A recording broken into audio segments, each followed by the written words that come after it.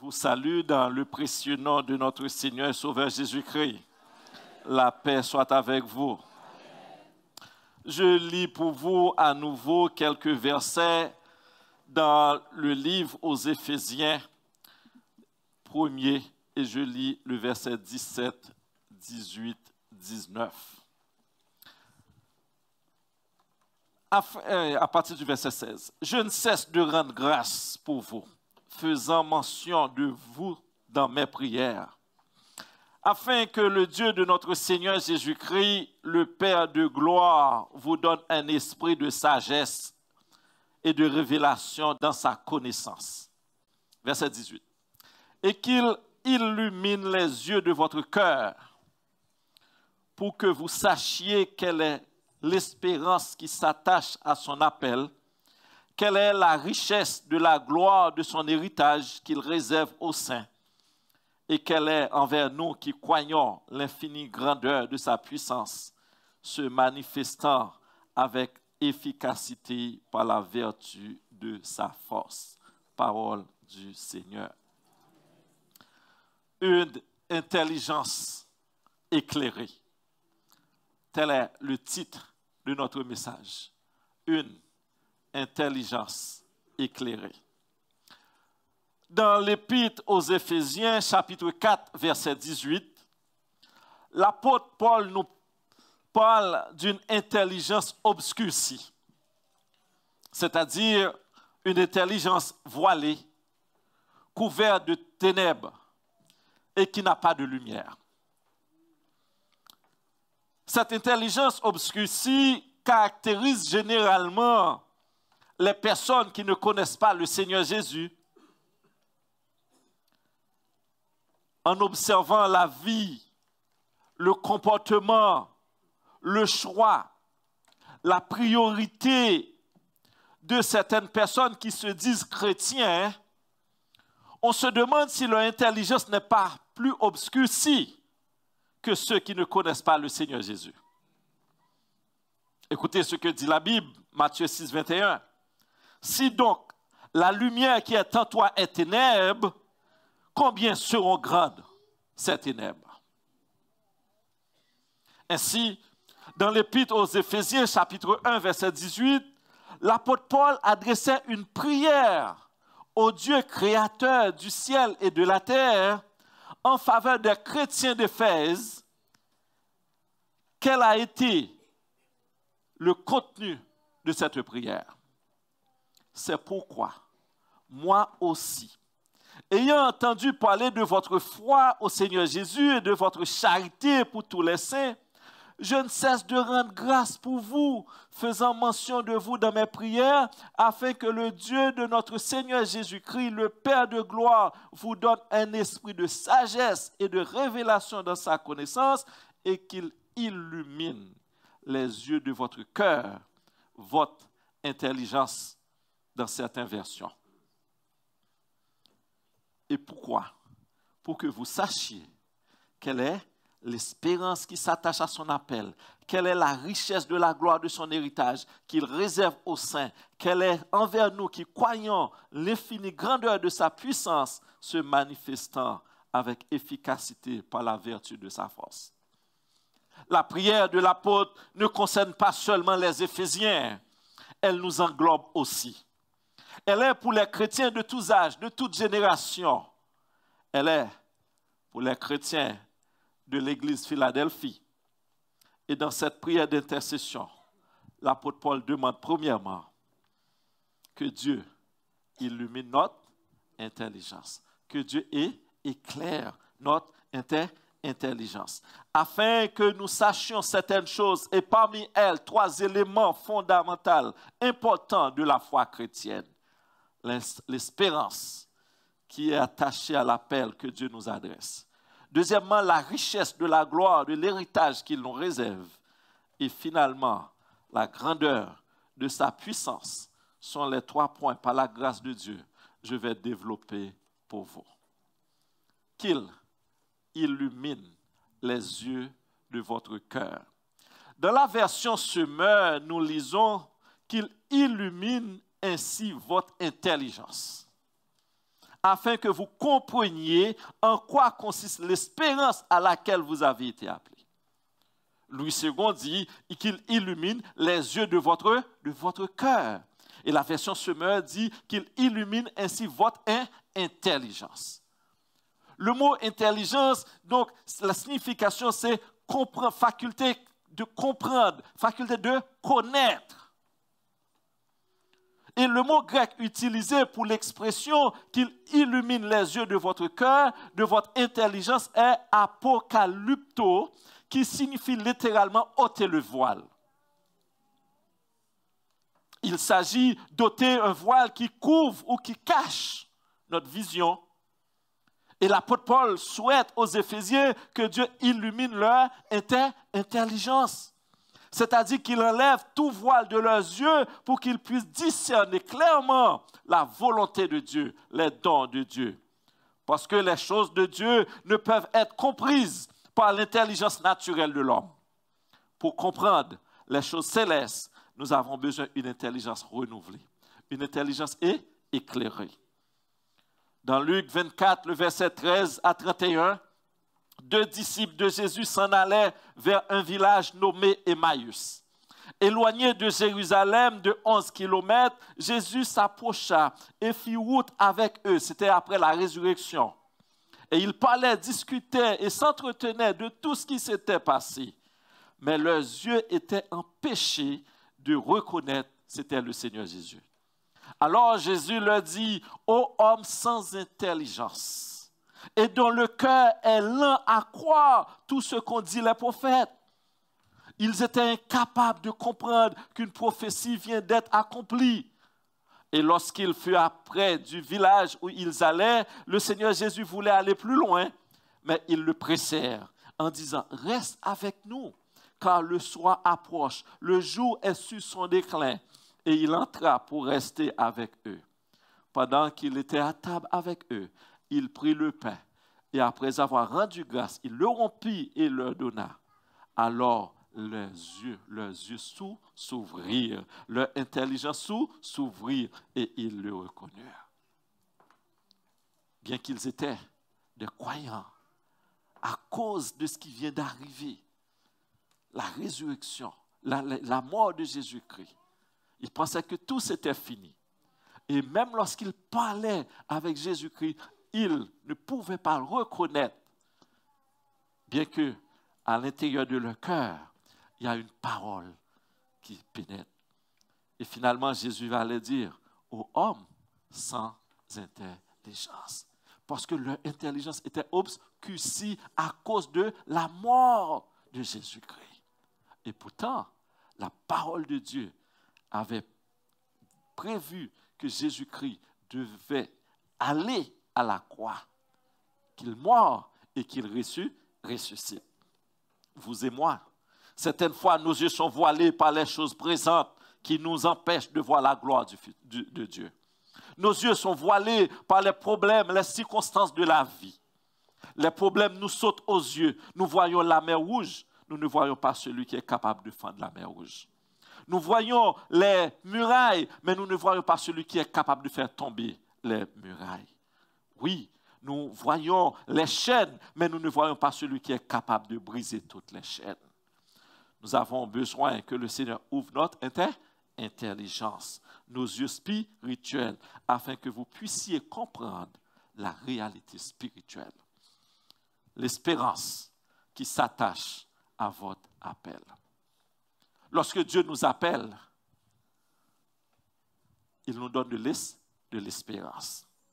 Dans 1 Corinthiens 13, verset 13, l'apôtre Paul énumère les 3 vertus fondamentales de la vie chrétienne. La foi, l'amour et l'espérance. Un théologien disait, la foi se base sur le passé. Prenons par exemple Rahab, disait, nous avons appris comment à votre sortie d'Égypte, l'Éternel a mis à sec devant vous les eaux de la mer Rouge. Et comment vous avez traité les 2 rois des Amoréens au-delà du Jourdain, Sihon et Og, que vous avez dévoués par interdit. Il avait pris connaissance de ce que Dieu a fait. Et c'est à la suite de ce que Dieu a fait, il a la foi en Dieu. Il continue pour dire, l'amour agit dans le présent. Ne dis pas à ton prochain, va et reviens, demain je donnerai, quand tu as de quoi donner. Proverbe 3, verset 28. L'amour, c'est du présent. Quand tu peux aider quelqu'un, tu l'aides maintenant, pas demain. C'est ce que dit la Bible. Va, ne dis pas à ton prochain, va et reviens, demain je donnerai, quand tu as de quoi donner. Proverbe 3, verset 28. Et l'espérance se tourne vers l'avenir. L'espérance se tourne vers l'avenir. Et dit, la Bible dit l'espérance qui s'attache à votre appel.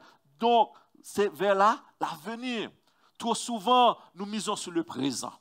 Nous voyons ce qui passe présentement, mais nous ne voyons pas demain. Nous ne voyons pas plus loin, alors que c'est ce que Dieu veut nous comprenions ce matin. L'espérance qui s'attache à votre appel est en rapport avec l'avenir. L'espérance qui s'attache à l'appel de Dieu, c'est la vie éternelle. C'est la destinée finale qu'il avait en vue quand il nous a appelés. Il s'agit d'un aspect de notre salut qui est encore à venir et vers lequel nous tendons. Notre espérance, ce qu'il faut savoir de notre espérance est fondée premièrement sur le Seigneur Jésus. L'espérance chrétienne est fondée sur la personne de Jésus-Christ seul. Le Seigneur Jésus est le fondement de notre espérance. Béni soit l'homme qui se confie dans l'Éternel et dont l'Éternel est l'espérance. Jérémie 17, verset 7. L'auteur du cantique 123 français, en Christ seul est mon espérance. Tout autre asile est et tout autre appui n'est que qui n'a posé ce fondement, travaille et souffre vainement. Et saint Augustin disait, n'espère rien d'autre qu'en ton Dieu, qu'il soit ton unique espérance. Oui, sur quoi est fondée votre espérance? Si votre espérance est fondée sur quelque chose autre que Jésus-Christ, la parole dit, ce n'est que du sable. Et qui n'a fondé ce fondement, et tout autre asile est périssable. Mais en Jésus-Christ, nous sommes certains que le fondement, peu importe les problèmes, peu importe les difficultés, Jésus-Christ, il est le roc. Deuxièmement, non seulement notre espérance est fondée sur le Seigneur Jésus-Christ, mais notre espérance se vit dans la foi. L'espérance chrétienne est enracinée dans la foi en Christ. L'espérance est la ferme assurance des choses invisibles et inconnues. Cette espérance se vit sous le regard de la foi. Et c'est ce qui a marqué la vie d'Abraham. Abraham a vécu dans la foi. Dieu lui promit une postérité aussi nombreuse que les étoiles et les sables de la mer.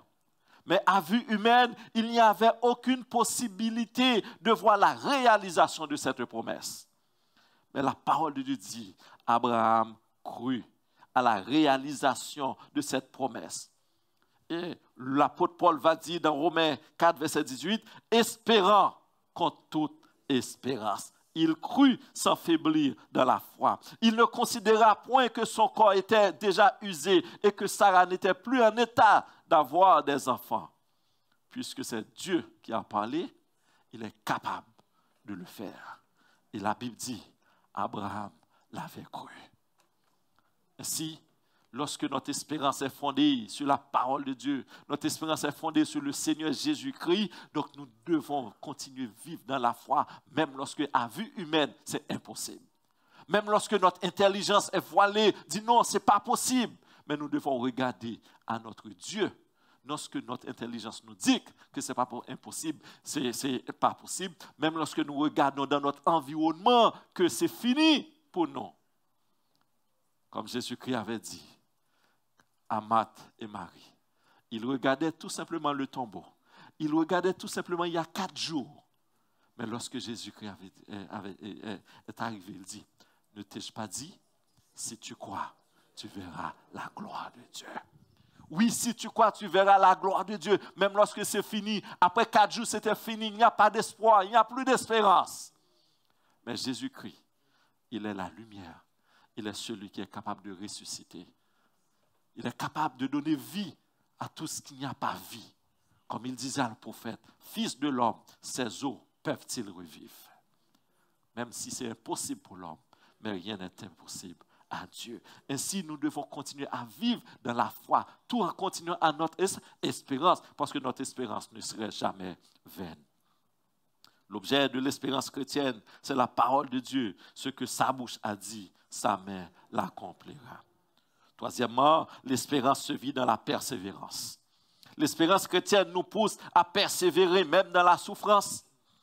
L'espérance fortifie dans l'épreuve, selon 2 Timothée 2, verset 12. Elle a fortifié bien des chrétiens devant la mort, devant les difficultés, les martyrs d'abord et tous ceux qui sont morts dans la foi. Une ferme espérance fait naître une profonde assurance. Plus nous recherchons ce qui touche à la venue du Seigneur, plus nous serons affermis sans chanceler. Hébreux 6, verset 19. Oui, nous devons persévérer. Des fois, on se demande pourquoi persévérer. Mais pourquoi on doit continuer? Regardez. Et des fois, la même chose, nous avons un très bon exemple à Haïti. Il y a des gens qui se désespèrent. Il y a des gens qui disent, ça fait longtemps que je prie. Il y a des gens qui ne prient plus, qui ne savent même quoi dire. Est-ce que réellement ce petit coin Dieu l'a vu? Quand il dit dans la parole, du haut des cieux, j'ai vu les fils de l'homme sur la terre. Mais on doit continuer à prier. Dieu agit toujours en son temps. Dieu agit toujours et il ne fait jamais rien en retard. Il fait selon sa volonté. Donc ainsi, peu importe ce qui nous entoure, peu importe les problèmes, les difficultés, nous devons continuer à persévérer dans la foi. Même lorsque nous ne voyons pas l'issue.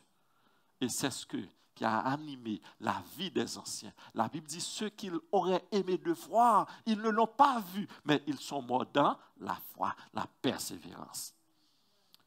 Et quatrièmement, l'espérance se vit dans la sanctification. Il n'y a pas de possibilité de se dire chrétien sans le désir de vivre dans la sanctification. L'espérance qui s'attache à notre appel est une vie de sanctification. Parce que celui qui vous a appelé est saint, vous aussi soyez saints dans toute votre conduite. Et c'est ce que l'apôtre Paul dit. Donc, afin que Dieu illumine votre intelligence, votre yeux du cœur, eh bien, afin que vous preniez conscience quel est l'appel, l'espérance qui s'attache à votre appel. Oui, Dieu vous a appelé à vivre une vie de sanctification. Oui, l'espérance du retour de Christ est le fondement de la purification des croyants. Nous ne pouvons pas dire que nous avons l'espérance d'aller vivre au ciel et que vivre n'importe comment. Il n'y a pas de ça. Donc, il n'y a rien de normal. Vous êtes en désaccord avec vous-même. Vous dites que vous voulez aller vivre au ciel, mais vous vivez mal. Vous vous conformez au siècle présent. Alors que la parole de Dieu nous enseigne dans Tite 2, 11, 14, il dit, la grâce de Dieu, source de salut pour tous les hommes, a été manifestée. Elle nous enseigne quoi? À renoncer à l'impiété et aux convoitises mondaines et à vivre dans le siècle présent selon la sagesse, la justice et la piété en attendant la bienheureuse espérance et la manifestation de la gloire du grand Dieu, notre Sauveur, Jésus-Christ. Donc, nous devons vivre selon la parole de Dieu. Nous devons nous conformer selon la parole de Dieu pour voir effectivement nous marchons vers le ciel. Si nous espérons de vivre avec lui, nous devons vivre une vie qui est conforme à la parole de Dieu. Une vie conforme à la parole de Dieu, c'est de ne pas se conformer au siècle présent, mais de vivre dans le siècle présent selon la sagesse, la justice et la piété. Et quiconque a cette espérance en lui se purifie comme lui-même est pur. Si vous dites que vous croyez réellement, si votre espérance est fondée en Jésus-Christ, si votre espérance, si vous voulez vivre cette espérance dans la foi, dans la persévérance, mais il faut le vivre dans la sanctification. Parce que Jésus-Christ reviendra chercher une église pure, une église sanctifiée.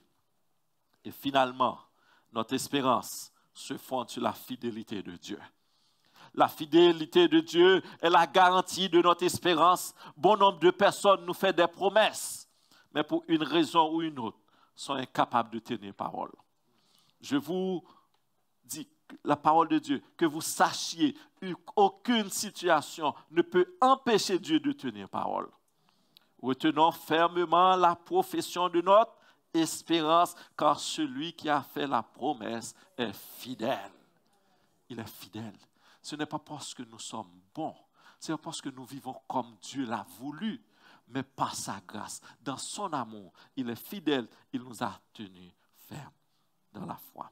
Oui, Paul, serviteur de Dieu et apôtre de Jésus-Christ par la foi des élus de Dieu et la connaissance de la vérité qui est selon la piété, lesquels reposent sur l'espérance de la vie éternelle, promise dès le plus ancien temps par le Dieu qui ne ment point. Tite 1, verset 1-2. Par le Dieu qui ne ment point. Ce que sa bouche a dit, sa main est capable de l'accomplir. Oui, c'est la fidélité de Dieu, parce que celui qui vous a fait cette promesse est fidèle. L'Église, l'apôtre Paul, dans sa prière, demande que Dieu ouvre l'intelligence de notre cœur pour que nous sachions premièrement quelle est l'espérance qui s'attache à notre appel. La deuxième chose, le deuxième fait que l'apôtre voulait que les chrétiens connaissent se réfère à l'avenir, la richesse de la gloire de son héritage qu'il réserve aux saints. C'est ce que dit la Bible. Là, la richesse donc, de la gloire de son héritage qu'il réserve aux saints. Oui, le deuxième fait que l'apôtre Paul voulait que les chrétiens connaissent la richesse de la gloire de l'héritage qu'il nous réserve. Le premier héritage que Christ nous a donné est l'héritage de la vie éternelle.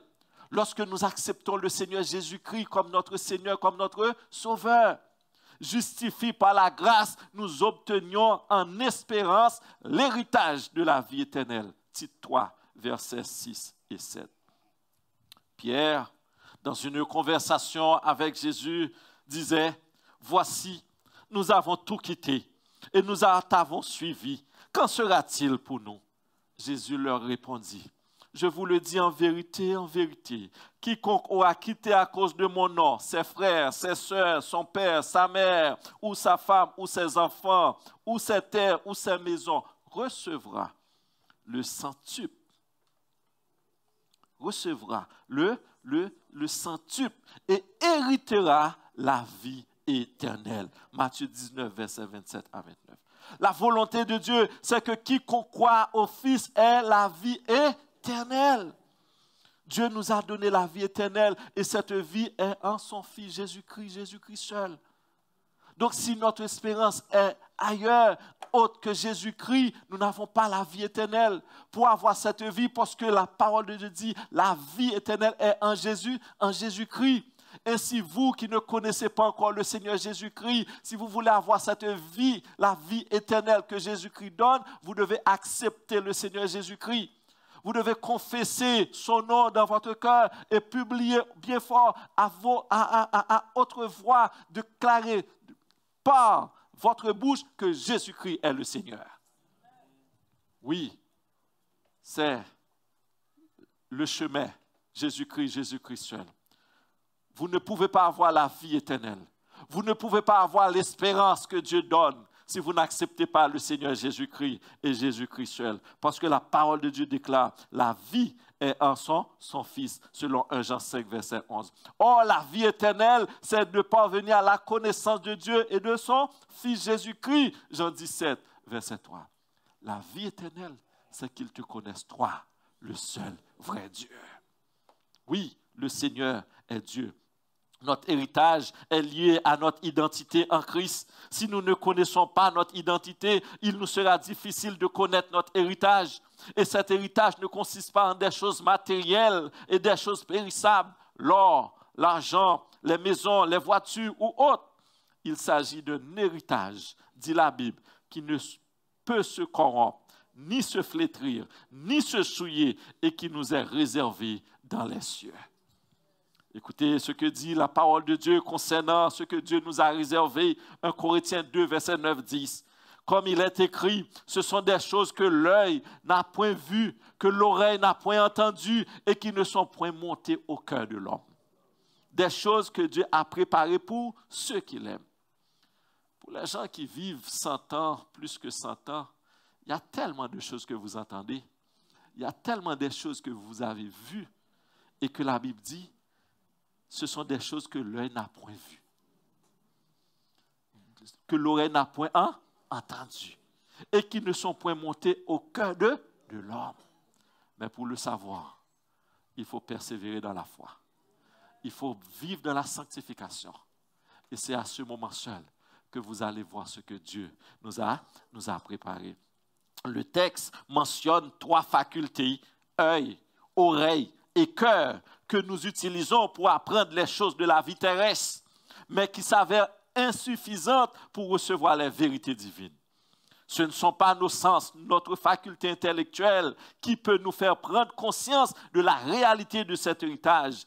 Il faut l'intervention de l'Esprit de Dieu pour ouvrir notre œil, ouvrir notre oreille, notre cœur, autrement dit, notre intelligence, pour savoir que ce que vous voyez présentement n'est rien, ne peut être comparé à ce que Dieu nous a réservé dans le ciel. Pour comprendre la valeur de cette bénédiction, il faut d'abord que Dieu illumine notre intelligence. Pourquoi? Parce que l'intelligence naturelle ne comprend pas les réalités spirituelles qui sont en Christ. Nous nous contentons trop souvent des choses qui concernent notre vie quotidienne, généralement pour un bon emploi, pour la guérison d'une maladie, pour un bon conjoint, pour la réussite à un examen. Ces requêtes sont toutes bonnes et légitimes. Cependant, Paul donne encore une autre priorité à nos prières. Que Dieu vous donne un esprit de sagesse et de révélation dans sa connaissance et qu'il illumine les yeux de votre cœur. Autrement dit, il dit changez nos priorités. Trop souvent, nous mettons nos priorités sur le pain quotidien, sur la santé, les choses de ce monde. Mais elle dit, cherchez premièrement le royaume et la justice de Dieu. Et plus loin, l'apôtre disait, ne vous affectionnez pas aux choses de ce monde, mais affectionnez-vous aux choses d'en haut. Mais pour faire ça, il faut que Dieu ouvre votre intelligence. Ainsi, l'apôtre Paul nous demande de commencer par changer nos prières. Mettez la priorité au bon endroit. Donc, il illumine notre intelligence, qui est la faculté de comprendre, faculté de connaître la volonté de Dieu. Si nous apprécions vraiment à sa juste valeur, quelle est la richesse de la gloire qu'il nous réserve, les plaisirs de ce monde seraient moins importants pour nous. Nous devrions donc attacher plus d'importance à notre avenir éternel. Colossiens 3, verset 1-4. Si donc vous êtes ressuscités avec Christ, cherchez les choses d'en haut, où Christ est assis à la droite de Dieu. Affectionnez-vous aux choses d'en haut et non à celles qui sont sur la terre. Quand Dieu dit, ce sont des choses que l'œil n'a point vues, que l'oreille n'a point entendues et qui ne sont point montées au cœur de l'homme, des choses que Dieu a préparées, ce n'est pas un rêve, c'est une réalité. Mais c'est la vérité, si nous comprenons la richesse et la gloire de l'héritage qu'il nous réserve. Nous changeons nos priorités de place. Cherchez, premièrement, le royaume et la justice de Dieu. Et toutes ces choses vous seront données par-dessus tout. Matthieu 6, le verset 33. L'apôtre désire que nous connaissions non seulement notre espérance et la richesse de sa gloire, mais aussi la grandeur de sa puissance qui agit en nous, en notre faveur. Notre troisième point, selon le verset 18 de Éphésiens 1. Le troisième fait que l'apôtre Paul voulait que les croyants sachent, c'est qu'elle est envers nous qui croyons l'infinie grandeur de sa puissance. Le début de notre vie chrétienne est marqué par un appel. À la fin, nous recevons un héritage glorieux. Mais entre ces deux instants, nous sommes soutenus par la puissance de Dieu. La puissance divine qui est au service du chrétien pendant tout le cheminement de notre vie. L'apôtre Paul mentionne 3 manifestations de la puissance de Dieu visibles en la personne de Jésus-Christ. Premièrement, il disait que cette puissance fut déployée en Christ lorsque Dieu l'a ressuscité des morts et le fit asseoir à sa droite dans les lieux célestes. L'apôtre Paul décrit la plus grande manifestation de la puissance divine que le monde n'ait jamais connue, à savoir la puissance qui a ressuscité le Seigneur Jésus d'entre les morts. Lorsque, à la croix, bon nombre de personnes pensaient que c'était fini, Christ est mort. Notre leader est parti. Et 3 jours après, il va ressusciter. Et la parole de Dieu dit, c'est la puissance de Dieu qui l'a ressuscité. Aucune puissance ne peut l'empêcher. Aucune puissance ne peut empêcher que la pierre roule. Aucune puissance ne peut le tenir, le garder dans le tombeau. Aucune. Et finalement, Jésus-Christ va crier, « Ô mort, où est ta victoire ?» Parce que Jésus-Christ, aucune puissance de ténèbres ne peuvent le garder. Et puisqu'il est ressuscité, il est capable de nous ressusciter, vous et moi, qui étions morts dans nos péchés. Et c'est ce que dit la parole de Dieu dans Éphésiens 2. Il disait que nous étions aussi morts. Mais Christ nous a rendus à la vie. Il nous a ressuscités. Nous qui étions morts dans nos péchés. Peut-être vous traversez une situation et vous dites, mais je suis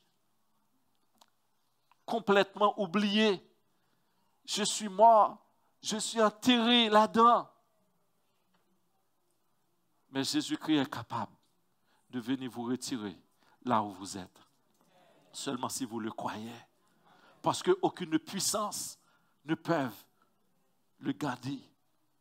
Et puisque la même puissance qui a ressuscité Jésus-Christ est à notre disposition aussi, est à notre faveur. La puissance mise en œuvre pour ressusciter le Seigneur Jésus des morts est accessible à ceux qui croient.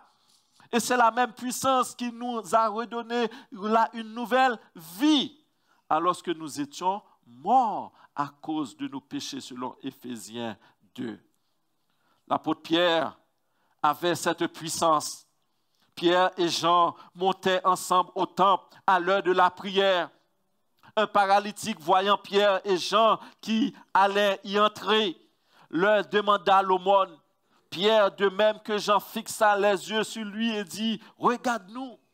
Et il les regardait attentivement, s'attendant à recevoir d'eux quelque chose. Alors Pierre lui dit, « Je n'ai ni argent, ni or, mais ce que j'ai, je te le donne. » Qu'est-ce qu'il avait? La puissance. Il avait cette puissance. Je n'ai ni argent, ni or, mais ce que j'ai, je te le donne. Au nom de Jésus-Christ de Nazareth, lève-toi et marche. C'est cette puissance. Il a partagé cette puissance. Et tout le monde l'a vu, effectivement. Il s'attendait à recevoir quelque chose. Et il allait continuer à vivre de la misère, de la maladie. Mais la puissance l'a ressuscité. La puissance a ressuscité ses os. Donc, ainsi, la parole de Dieu dit, au même instant, il entra avec eux dans le temple, marchant, sautant et louant Dieu. Je n'ai ni argent ni or, mais ce que j'ai, je te le donne. Qu'avons-nous à donner au monde? Qu'avons-nous à donner à ceux qui souffrent? Qu'avons-nous à donner à ceux qui sont sans espoir et sans espérance? Nous n'avons ni or ni argent et nous n'avons même pas la puissance. Avez-vous cette puissance? Il est à votre portée. En Jésus-Christ seul. Qu'avons-nous à donner à ceux qui souffrent, à ceux qui sont sans espoir, Avez-vous une parole de consolation? Avez-vous une parole qui venait de Jésus-Christ, de son esprit en vous, qui peut faire la différence dans la vie de cette personne? Qu'avez-vous? Alors que la parole de Dieu dit, cette puissance est aussi adressée à vous. Les premiers chrétiens avaient Jésus, il avait la puissance de Dieu. Peut-être vous dites, pourquoi nous ne sommes pas capables de dire comme eux, de faire comme eux? Le problème n'est pas dans la puissance, mais en nous qui sert d'obstacle à cette puissance de manifester. Parce que tout souvent, notre vie, c'est un mélange du monde et du christianisme. Et finalement, c'est un syncrétisme. Or, Dieu veut tout simplement la sanctification. Il veut qu'on soit à lui et à lui seul. Et Élie avait mis le peuple d'Israël en défi de prendre une position. Jusqu'à quand cesserez-vous de clocher de deux côtés? Si c'est l'Éternel qui est Dieu, allez vers lui. Si c'est Baal, allez vers lui. Mais vous ne pouvez pas servir deux maîtres. Ainsi, vous et moi, nous devons prendre une décision de servir Dieu et servir Dieu seul. Dans nos paroles, dans nos comportements, dans notre mode de vie, de glorifier Dieu. Et lorsque nous glorifions Dieu, nous servons Dieu de tout notre corps, de tout notre être. Quand nous proclamons une parole de victoire, la puissance agit. Parce que Dieu est présent. Oui, vous qui croyez en Jésus-Christ, vous qui avez une intelligence renouvelée, cette puissance est à votre disposition. La deuxième manifestation de la puissance de Dieu en Christ se voit dans le fait que Dieu a tout mis sous ses pieds de Christ. Il a tout mis sous ses pieds, Éphésiens 1, 22.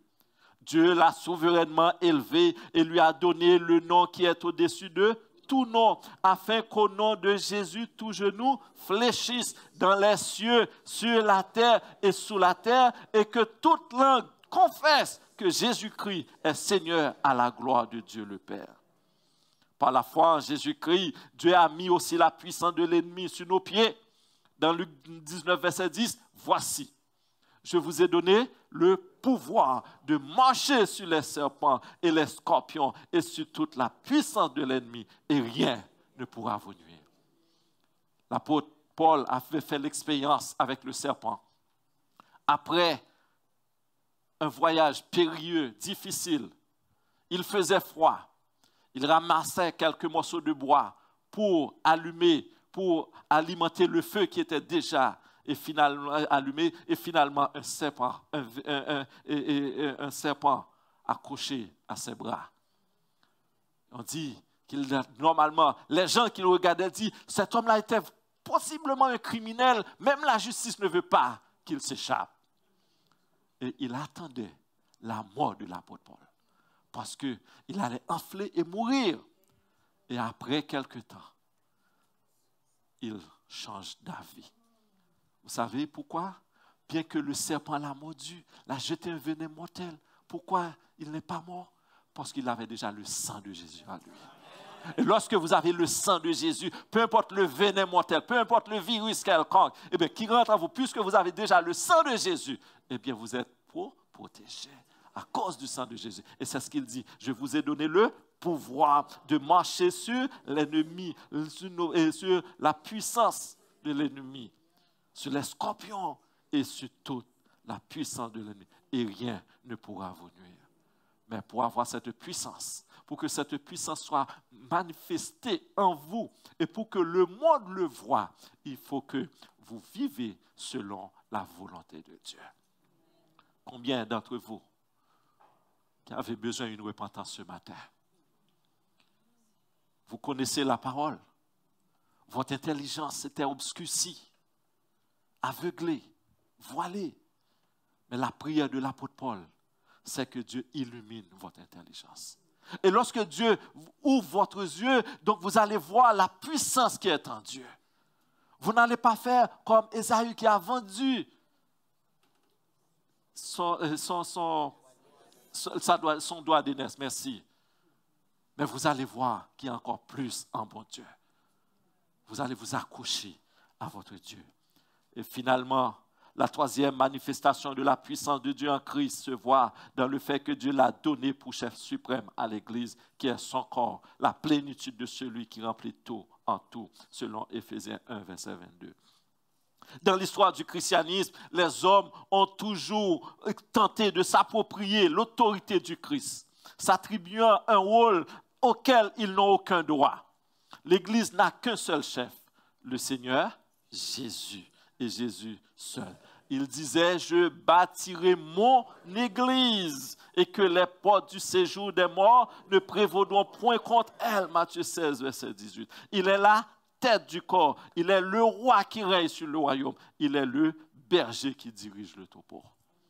Si vous êtes réellement chrétien, vous croyez en Jésus-Christ, votre espérance est en Jésus-Christ, vous pouvez vous approprier du psaume 23 pour dire l'Éternel est mon berger, je ne manquerai de rien. L'Éternel est mon berger, je ne manque de rien. Donc, peu importe là où vous êtes, là où vous vous trouvez, puisqu'il est votre berger, il est capable de vous délivrer. Il est capable de vous nourrir. Et c'est ce que la parole dit. Donc, je ne manque de rien. Il me fait reposer où ça? Dans de verts pâturages. Il me dirige près des eaux paisibles. Il restaure mon âme. Combien d'âmes qui brisées? Combien d'âmes qui n'ont pas espoir? Pour vous, c'est fini complètement. Mais Dieu vous a restauré. Et aujourd'hui, vous pouvez chanter. Quelle assurance, je suis sauvé. Oui, quelle assurance, je suis sauvé. Mais pour chanter, il faut commencer d'abord. Posez-vous la question, est-ce que Jésus-Christ est mon berger? Oui, il restaure mon âme. Il me conduit dans les sentiers de la justice à cause de son nom. Et quand je marche dans la vallée de l'ombre de la mort, je ne crains aucun mal, car tu es avec moi. Ta houlette et ton tu dresses devant moi une table, tu induis ma tête et ma coupe. Oui, le bonheur et la grâce m'accompagneront tous les jours de ma vie et j'habiterai dans la maison de l'Éternel jusqu'à la fin de mes jours. Est-ce que vous prenez conscience de la dernière parole? J'habiterai dans la maison de l'Éternel jusqu'à la fin de mes jours. C'est un engagement que vous avez pris. Trop souvent, nous récitons les paroles. Mais si nous prenons le temps de méditer chaque phrase, chaque parole, est-ce que réellement vous êtes dans la maison de l'Éternel? Est-ce que vous êtes réellement donc les brebis de ce bon berger? Il dit, je suis le bon berger. Vous qui n'avez plus d'espoir, vous qui n'avez pas encore accepté le Seigneur Jésus-Christ, il veut être votre berger. Est-ce que vous lui donnez la possibilité pour dire, Seigneur, me voici, sois mon berger? Acceptez le Seigneur Jésus dans votre cœur. Il vous donne une espérance pour votre vie. Il vous donne, cette espérance est fondée sur Jésus-Christ, pour vivre dans la foi, vivre dans la sanctification et fondée sur la fidélité de Dieu. Lorsque Dieu ouvre votre intelligence, vous allez voir ce qu'il réserve pour vous dans les cieux.